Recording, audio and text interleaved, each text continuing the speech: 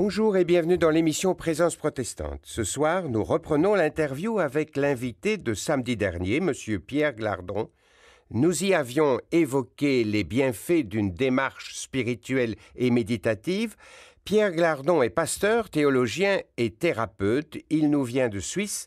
La rencontre de ce soir se fera autour de son livre. Je laisse Fabien Ruel nous le présenter. Effectivement, ce livre, vous êtes la lumière du monde. Pierre Glardon, on peut y voir quelques approches transformatives des 12 enseignements évangéliques. Écouter, exercer, devenir, ce sont les maîtres mots du livre, brièvement? Oui, c'est les trois maîtres mots du livre. C'est la volonté de reprôner l'exercice spirituel, non pour obtenir un salut, mais pour travailler sur soi, parce que ça me semble important, et ça serait pour moi une manière de retrouver une dynamique spirituelle dans le cadre du protestantisme. C'est pour ça que le livre est conçu à partir du Sermon sur la montagne, et qu'un soin tout particulier a été mis à expliciter pédagogiquement comment ça peut se passer. Qu'est-ce qui vous a poussé à écrire ce livre? 3 choses. La première, déjà dans mes études de théologie, il y avait des Barthiens, il y avait des chrétiens sociaux, il y avait des ultralibéraux, comme étudiants et comme profs. Ce qui m'a frappé en fac, c'est qu'il y avait un grand esprit de jugement, il y avait peu de charité. On n'arrêtait pas de parler d'amour du Christ, mais qu'il n'y avait aucune charité, beaucoup d'ironie et beaucoup d'arrogance. Et ça m'a interrogé en disant, mais on parle d'amour toute la journée, qu'est-ce qu'on pourrait faire pour que cela change? Et là, il y avait déjà eu le premier déclic. Le deuxième déclic, c'est autour de 40 ans, je ressentais un vide intérieur, il fallait chercher où je pouvais le combler, et les prédications ne suffisaient plus. Donc j'ai entrepris un cheminement spirituel personnel que j'ai entrepris chez mes frères catholiques ignatiens, et dans le cadre du Zen, à Mirmande, avec Jacques Casterman, un disciple de Durkheim. Et là, tout à coup, ce que j'ai découvert tant chez les uns chez les autres, c'est l'importance de l'exercice qui était nié chez les protestants. C'était la deuxième raison. La question que je me suis posée, c'est quel est l'exercice chez les réformés? Et l'exercice chez les chrétiens, est-ce qu'il y en a un? Oui, il y en a un, c'est l'amour, au sens où l'entend le Christ, le triple amour de Dieu, du prochain et de soi-même. Et puis, quel est le lieu de l'exercice? C'est pas une chapelle, c'est pas une église, c'est pas un oratoire, qui sont des lieux de préparation à l'exercice, mais le lieu de l'exercice, c'est la relation. Il faut rendre grâce pour tous les gens qui sont casse-pieds, parce qu'ils nous offrent un exercice particulièrement intéressant. Donc, c'est la dernière chose qui m'a touché, c'est que quand j'ai moi-même commencé à prendre les enseignements de Jésus de Nazareth dans une période troublée de ma vie comme des enseignements libérateurs, à mettre en œuvre le non-jugement, arrêter le vain souci, faire le premier ce qu'on voudrait qu'on nous fasse, pardonner, etc., etc. Les transformations que j'ai pu voir effectives dans mon existence m'ont donné envie de le proposer à d'autres. Alors, il y a dans votre livre beaucoup de concrétisation, beaucoup de chemins très concrets, très pédagogiques pour arriver à cette posture de la méditation. Alors, après une journée stressante, comme on en a bien souvent, énervante, se positionner pour entrer en méditation, ce n'est pas évident. Impossible. Quand on commence, c'est impossible. Et c'est une grande limite de certains enseignements dans les monastères ou les centres spirituels, c'est qu'on vous dit, voilà, vous avez fait une semaine, vous avez fait 10 jours, vous êtes très bien, et maintenant vous rentrez chez vous et tous les matins. Ça fonctionne jamais. J'ai essayé, j'ai jamais vraiment réussi, et ça m'a beaucoup culpabilisé. Alors, comment on fait alors?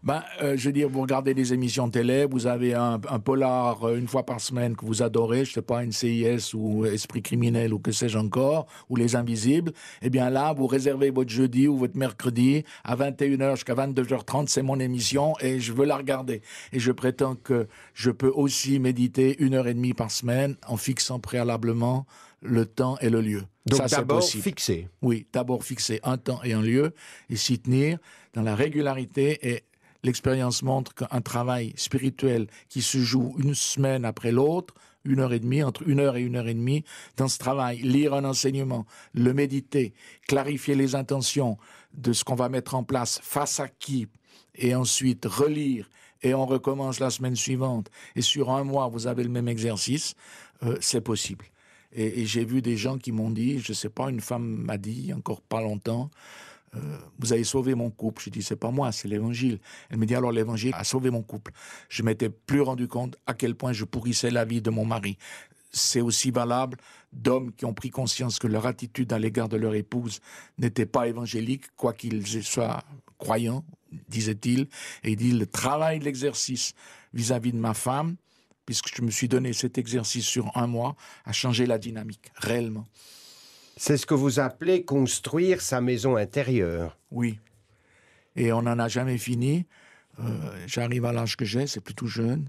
Je me rends compte en même temps à quel moment, combien je peux être à certains moments habité par de l'égoïsme, par un non-respect des autres, même si c'est de manière infiniment moins grave que ce que ça a pu être avant, par une négligence, par un oubli de sourire à une caissière dans un magasin, etc. Ce qui m'a interpellé justement aussi en vous écoutant tout à l'heure, et la question de Georges aussi m'a percuté. Dans la méditation, vous l'avez dit, on médite des textes, on réfléchit, on peut se détendre. Il est question parfois de posture. J'avais lu un jour quelqu'un qui disait l'important quand tu pries, quand tu médites, n'est pas ta position, mais la disposition de ton cœur. Vous semblez donner une importance à la posture. Je serais curieux de savoir votre position. Est-ce que ça peut littéralement apporter quelque chose dans la méditation spirituelle Est-ce que ça concentre? Est-ce que ça détend? Et la posture physique a une importance? Oui. Les orientaux nous ont appris que la dimension biophysiologique, la dimension psycho-affective, la dimension socio-relationnelle, la dimension mentale et la dimension spirituelle de l'être sont interconnectées. Et à certains moments, trouver un axe juste, trouver une posture qui soit à la fois détendue et en même temps tonique, facilite la méditation. Si je suis complètement avachi sur ma chaise, je ne vais pas méditer la même chose que si j'ai cette tenue qui m'aide à mettre en route une certaine dynamique neurocérébrale qui n'est pas mise en route autrement. Alors concrètement, c'est quoi cette posture-là? Cette posture est une posture qui devrait... Ils disent toujours que ça part du sommet du crâne jusqu'au coccyx, il y a une verticalité. Et puis progressivement, essayer de lâcher les tensions qu'on peut ressentir. Moi, j'ai vu dans une séchine zen un homme qui avait un t-shirt bleu clair, qui ne bougeait pas, puisque dans une séchine, vous êtes en assise zazen sans bouger, qui a trempé son t-shirt, trempé de sueur, uniquement par toute une musculature, une micro-musculature qui se remettait en place, et c'est-à-dire une détente progressive. Et si vous êtes complètement crispé corporellement, vous n'allez pas méditer de la même manière que si vous êtes détendu ou que vous marchez vers la détente. C'est tout un travail. Oui, oui. C'est le travail d'une vie semaine après semaine, en gros. Et pour aboutir quand même à quelque chose que l'on recherche profondément, qui nous fait du bien et qui peut sauver un couple, qui peut nous sauver des temps difficiles, de la dépression, du burn-out peut-être. Je pense que si quelqu'un a un burn-out, il faudra qu'il s'adresse à un spécialiste du burn-out aussi pour s'en sortir. Et puis, la spiritualité est un chemin exigeant. À la fois, elle libère et en même temps, elle vous aide à supporter un certain nombre de réalités de la vie qui sont extrêmement douloureuses. Je ne dirais pas qu'elle évite les drames, mais qu'elle permet de marcher dans les tunnels, avec espoir. C'est peut-être là que ça se joue. Ou de sortir du tunnel. Aussi. Ou de recevoir les forces d'ailleurs pour en sortir. Alors, on n'est pas obligé de rester seul pour méditer. En feuilletant votre livre, je vois que vous préconisez aussi la possibilité de méditer en famille, en couple, avec des amis. Alors, ce que je propose, c'est de méditer en pair, ça peut être avec sa femme, de méditer seul, c'est possible bien évidemment, de méditer en groupe de gens qui ont envie de méditer ensemble. En famille, ça me semble difficile avec la dynamique père, mère, enfant, d'autant plus qu'il y a un échange qui est prévu sur ce qu'on a reçu et vécu. Donc c'est possible en couple à condition que aucun des membres du couple ne critique l'autre quant à son vécu de la semaine. Mais avec les enfants... Et là, on a la déontologie alors. Oui. Et il y a une déontologie minimale qui est précisée dans le livre au niveau du respect, au niveau de l'écoute, au niveau du non-jugement, au niveau de la patience. Pour ça qu'avec les enfants, je pense qu'avec les enfants, on peut aller à des cérémonies religieuses, à des rites, à un certain nombre de choses de l'ordre de la vie communautaire. Mais la méditation avec ses enfants, je ne vois pas comment l'organiser. Peut-être que certains y arrivent, mais moi, je ne vois pas. Mais alors, vous videz les églises, puisqu'on peut vivre quelque chose de très fort, quelque chose d'intérieur, quelque chose qui nous donne de sortir de certains tunnels, de certaines impasses, sans nécessairement l'office à l'Église.